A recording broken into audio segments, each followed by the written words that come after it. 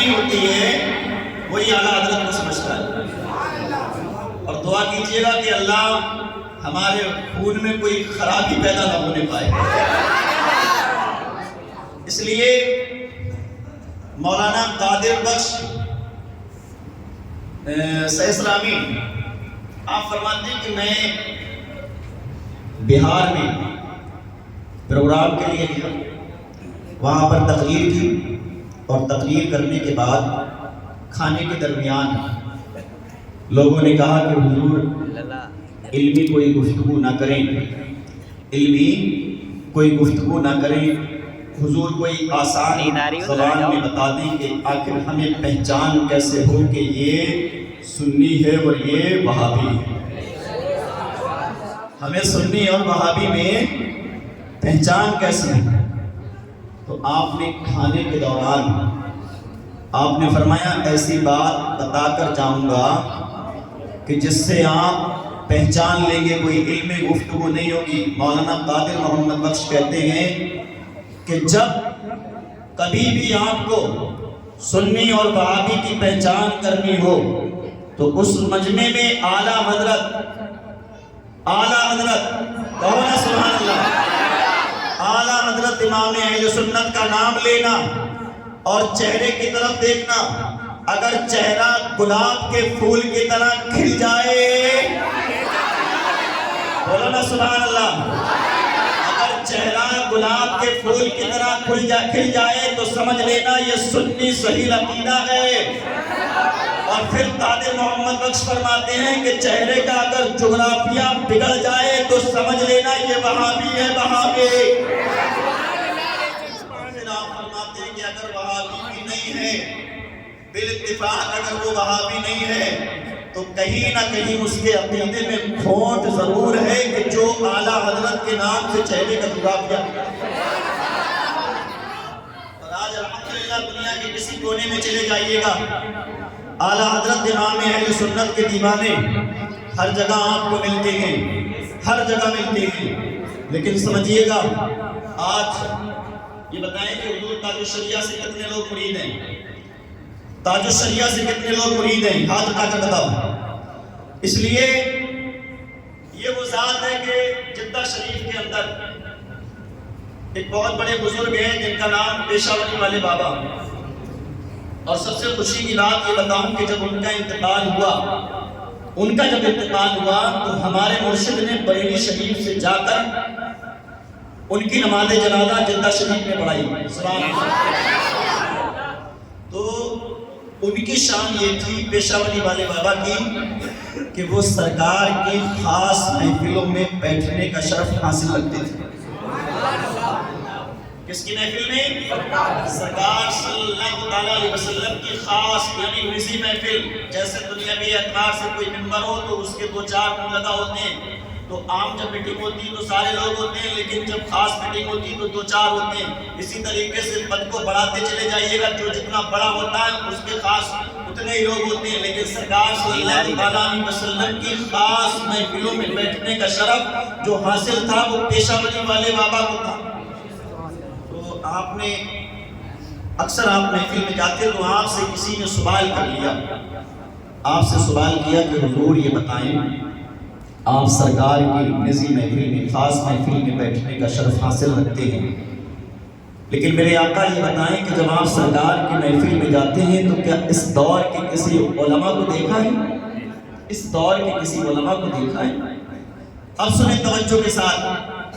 پیشہ ولی والے بابا فرماتے ہیں ہاں علماء تو بہت آتے ہیں, لیکن میں جو پہچانتا ہوں اس دور کے علماء بہت آتے ہیں, لیکن میں جن کو جانتا ہوں, جن کو پہچانتا ہوں, ان میں سے ایک علامہ اختر رضا خان قادری ازہری.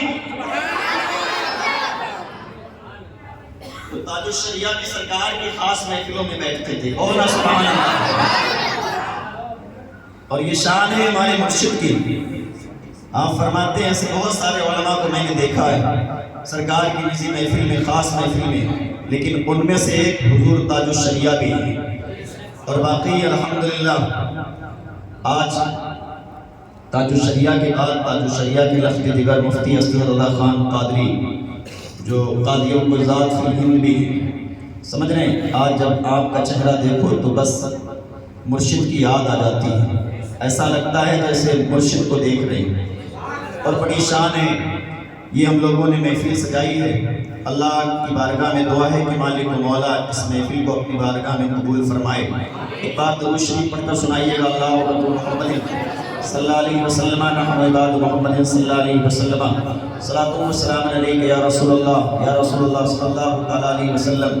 یہی اعلیٰ حضرت امام اہل سنت ہیں کہ مسلم یونیورسٹی کے وائس چانسلر علامہ محمد حسین میرٹھی فرماتے ہیں کہ مسلم یونیورسٹی کے وائس چانسلر ان کو کسی علم ریاضی کے مسئلے میں وہ اٹک گئے۔ جب اٹک گئے تو وہ بڑی ٹینشن میں رہنے لگے۔ تو ایک بار کیا دیکھتے ہیں کہ مسلم یونیورسٹی میں پڑھانے والے پروفیسر کے دینیات کے یعنی کہ ٹیچر جو تھے وہ سید سلیمان اشرف مسلم وائس چانسلر نے ان سے مشورہ کیا، کہا کہ میں کسی مسئلے پر اٹک گیا ہوں، علمی ریاضی کے مسئلے پر، تو لہذا یہ ہے کہ میں بڑا پریشان ہوں۔ تو انہوں نے کہا کہ ایسا کرو کہ اگر آپ اٹک گئے ہو اور جو بندہ علم دین سیکھتا ہے، علم سے محبت ہوتی ہے، تو جب وہ کسی بات پر اٹک جائے تو وہ ٹینشن میں رہنے لگتا ہے کہ تاکہ اسے جب تک وہ مسئلہ حل نہ ہو جائے تب تک سکون نہیں ملتا ہے۔ مسلم یونیورسٹی کے وائس چانسلر نے جب سید سلیمان اشرف بہاری سے کہا تو آپ نے فرمایا ایسا کرو کہ آپ بریلی شریف چلے جاؤ۔ کہاں چلے جاؤ؟ بریلی شریف۔ جو آج بریلی کو نہیں مانتے ہیں نا، وہ بھی جب طلاق کا مسئلہ آتا ہے تو پھر بریلی شریف بھیجتے ہیں، سمجھ رہے ہیں؟ بریلی شریف بھیجتے ہیں اس لیے کہ اپنے تو اپنے، غیروں کی نیا بھی یہیں سے پار ہوتی ہے۔ سید سلیمان اشرف بہاری فرماتے ہیں کہ میں نے کہا کہ بریلی شریف چلے جاؤ، انہوں نے سن کر انسنا کر دیا۔ پھر کچھ دنوں کے بعد پھر انہوں نے کہا کہ مجھے بڑی ٹینشن ہے۔ پھر سید سلیمان اشرف نے کہا کہ ایسا کرو کہ آپ بریلی شریف چلے جاؤ۔ لیکن مسلم یونیورسٹی کے وائس چانسلر کا کہنا ہے کہ میں نے 3 بار جب کہا نا تو انہوں نے تینوں بار یہی مجھے جواب دیا۔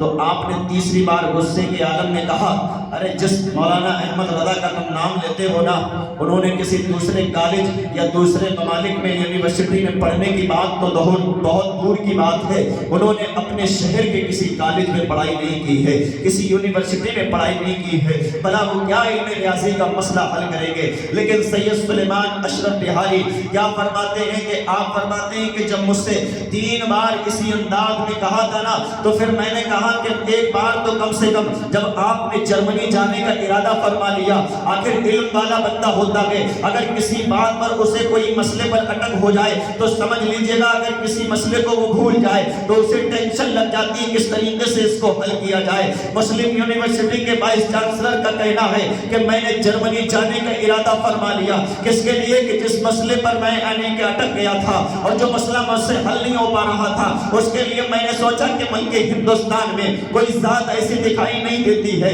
کوئی یونیورسٹی ایسی دکھائی نہیں دیتی ہے جو میرے مسئلے کو حل کر سکے، اس لیے کہ آپ نے علم یعنی کہ علم حاصل جو کیا تھا وہ جرمنی سے حاصل کیا تھا، لیکن جب کسی مسئلے کو لے کر آپ اٹک گئے تو پھر دل میں یہی ارادہ کیا کیوں نہ جرمنی چلا جائے، کیوں نہ وہاں سے جناب والا اس مسئلے کو حل کیا جائے۔ لیکن جب آپ نے جانے کی تیاری فرما لی تو کیا دیکھتے ہیں سید سلیمان اشرف بہاری نے پھر آپ نے فرمایا کہ جب آپ مسلم وائس چانسلر سے کہا کہ جب آپ جرمنی جانا ہی چاہتے ہو، اتنی دور کا سفر کرنا چاہتے ہو، تو کیوں نہ اس سے پہلے بریلی شریف کا سفر کر لو۔ قسم خدا کی مسلمانوں، عقیدہ بھی درست ہو جائے گا۔ کبھی کبھی تمہیں لگا کرے نا کہ تم بھٹک رہے ہو تو کدھر اور جانے کی ضرورت نہیں ہے، بلکہ بریلی شریف جایا کرو، یا تو اعلیٰ حضرت کی بارگاہ میں جا کر کان پکڑ کر توبہ استغفار کیا کرو، اور اس کے بعد پھر مفتی اعظم کی بارگاہ میں جایا کرو، اس کے بعد پھر تاج الشریعہ کی بارگاہ میں جایا کرو۔ سمجھ لیجئے گا الحمدللہ آپ کے عقیدے کی دلائی ہو جائے گی، اور جب آپ کا عقیدہ صاف ہو جائے گا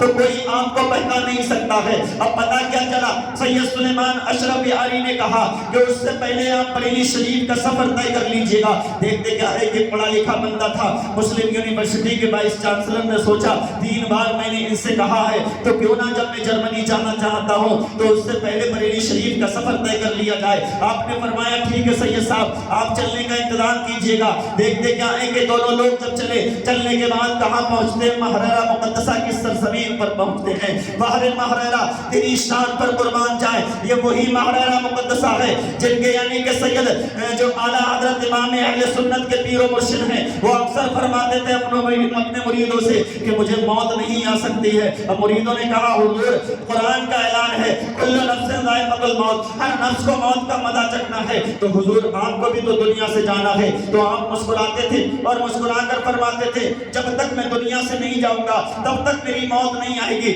جب تک کہ میرا ایک مرید امام احمد رضا مجھ سے مرید نہ ہو جائے. پتہ یہ چلا کہ جناب والا مرید پر کوئی پیر بھی فخر کر رہا ہے. اسی لیے تو آپ نے لکھا ہے روز محشر اگر مجھ سے پوچھے خدا بولے آل رسول تو لایا ہے کیا؟ عرض کر دوں گا لایا ہوں احمد رضا. یا خدا یہ امانت سلامت رہے.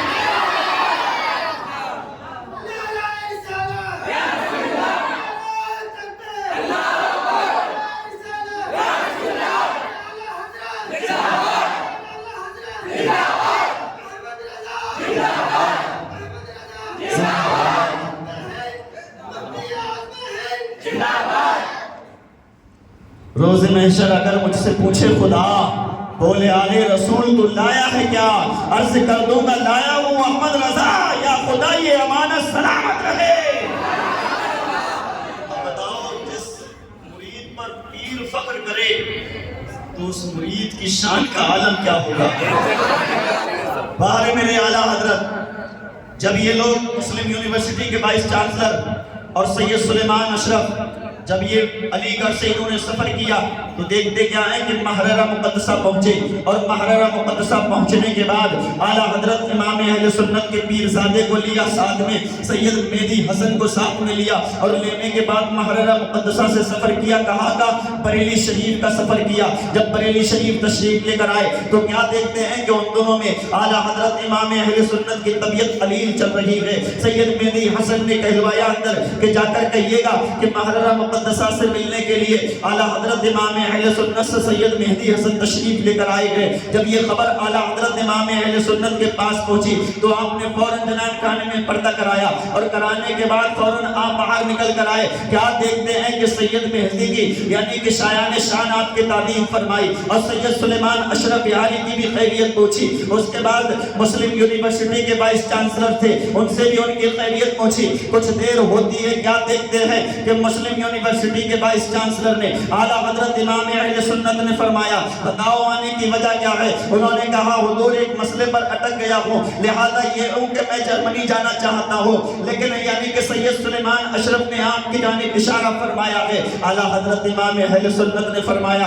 اپنا مسئلہ بیان کیجئے گا، سوال رکھیے گا. انہوں نے کہا حضور اس کے لیے وقت کی ضرورت ہے اس لیے کہ اطمینان بخش جواب چاہتا ہوں. اعلیٰ حضرت امام اہل سنت فرماتے ہیں کم سے کم آپ اپنا سوال تو رکھیے گا، جواب آپ اطمینان بخش لے لیجئے گا. کیا دیکھتے ہیں کہ مسلم یونیورسٹی کے وائس چانسلر نے جب وہ سوال رکھنے کے بعد ان کا کہنا یہ ہے کہ جب اعلیٰ حضرت امام اہل سنت نے سنا تو میری آنکھیں پھٹی کی پھٹی رہی. مجھے سوال کرنے میں وقت لگا، ٹائم لگا، لیکن اعلیٰ حضرت امام اہل سنت نے فوراً اس کا جواب دے دیا. اور مسلم یونیورسٹی کے وائس چانسلر کا کہنا یہ تھا کہ میں نے سنا تھا کہ علم لدنی ہوتا ہے لیکن آج میں نے اپنی ماتھے کی نگاہوں سے امام محمد رضا کے اندر علم لدنی دیکھ لیا. اسی لیے تو کسی دیوانے نے کہا ہے باقی رضا کی کوئے امانہ رضا کا ہے، جس سمت دیکھئے وہ علاقہ رضا کا ہے. اور انہوں نے لکھا بہت علم دین پر جو کچھ اس صدی میں وہ تنہا رضا کا ہے، جو کچھ ہے اس صدی میں. بلکہ اس میں اضافہ کر لیجئے گا وادی رضا کی کوہ ہمالا رضا کا ہے، جس سمت دیکھئے وہ علاقہ رضا کا ہے. اور انہوں نے لکھا بہت علم دین پر ارے جو کچھ ہے اس 2 صدی میں، کتنا جو کچھ ہے اس 2 صدی میں وہ تنہا رضا کا ہے. بولو بولو جو کچھ ہے اس 2 صدی میں وہ تنہا رضا کا ہے. اور پتہ یہ چلا کہ جو جرمنی جانا چاہتا ہو لیکن اعلیٰ حضرت امام اہل سنت کی بارگاہ میں صرف طلاق کا مسئلہ حل نہیں ہوتا ہے، صرف وضو اور غسل کا مسئلہ حل نہیں نہیں ہوتا ہے۔ معلوم یہ چلا کہ مسلم یونیورسٹی کے وائس چانسلر جو جرمنی جانا چاہ رہے تھے، لیکن جب بارے میرے اعلیٰ حضرت کی شان کیا ہے، اعلیٰ حضرت کا مقام کیا ہے، جب آپ کی بارگاہ میں آئے، آنے کے بعد آپ نے فرمایا میں تو جرمنی جانا چاہ رہا تھا، لیکن اعلیٰ حضرت نے چند سیکنڈ میں میرے مسئلے کا حل فرما دیا۔ پتہ یہ چلا کہ آپ فرماتے کہ میں نے علم لدنی سنا تھا کہ ہوتا ہے، لیکن آج امام احمد رضا خان کے اندر میں نے دیکھ لیا۔ اور جب علامہ ظفر الدین بہاری فرماتے ہیں کہ جب میں نے اس بات کو سنا تو مجھے ان سے ملنے کی یعنی کہ چاہت بڑی۔ اب کیا دیکھتے ہیں آپ فرماتے ہیں کہ ایک بار میں شملہ کے اندر تھا، مجھے معلوم چلا مسلم یونیورسٹی کے وائس چانسلر شملہ کے اندر کسی وی آئی پی ہوٹل میں رکے ہوئے ہیں، ٹھہرے ہوئے ہیں۔ علامہ ظفر الدین بہاری فرماتے ہیں کہ میں نے ملاقات کی، اور ملاقات کے بعد میں اس بات کو پوچھنا چاہتا تھا کیا آپ باقی اعلیٰ حضرت کی بارگاہ میں گئے ہو، کیا باقی اعلیٰ حضرت سے سوال ہوا ہے؟ اب دیکھتے کیا ہے کہ جب ملاقات کی تو سید یعنی کہ سید علامہ ظفر الدین بہاری فرماتے ہیں، انہوں نے کہا مولانا ایسا کرنا کل نماز فجر کے بعد تشریف لے کر آنا، تب آپ کی اور ہماری بات چیت ہوگی۔ علامہ ظفر الدین بہاری فرماتے ہیں جو انہوں نے وقت مجھے نماز فجر کے بعد دیا، اسی وقت میں پہنچا اور میں نے کہا کہ میں نے ایسا سنا ہے کہ آپ بریلی شریف پہنچے ہیں، کہ آپ جرمنی جانا چاہتے تھے کسی مسئلے کے تحت، کسی سوال کے تعلق سے۔ انہوں نے کہا کہ ہاں میں واقعی جرمنی جانا چاہتا تھا، لیکن جب میں بریلی شریف پہنچا، اعلیٰ حضرت امام اہل سنت کی بارگاہ میں پہنچا تو میں نے سنا تھا کہ علم لدنی ہوتا ہے، لیکن میں نے اپنی ماتے کے نگاہوں سے دیکھ لیا کہ واقعی اعلیٰ حضرت امام اہل سنت کے علم اندر علم لدنی ہے۔ اور وہ فرماتے ہیں کہ جب سے میں نے اعلیٰ حضرت امام اہل سنت کی بارگاہ سے آیا ہوں، اسی دن سے میں نے اپنے چہرے پر یعنی کہ مصطفیٰ کی سنت کو سجا لیا ہے، داڑھی کو چھوڑ لیا ہے، اور فرماتے ہیں اس دن سے لے کر آج تک میں نے کسی بھی وقت کی نماز کو ترک نہیں کیا ہے۔ یہ چلا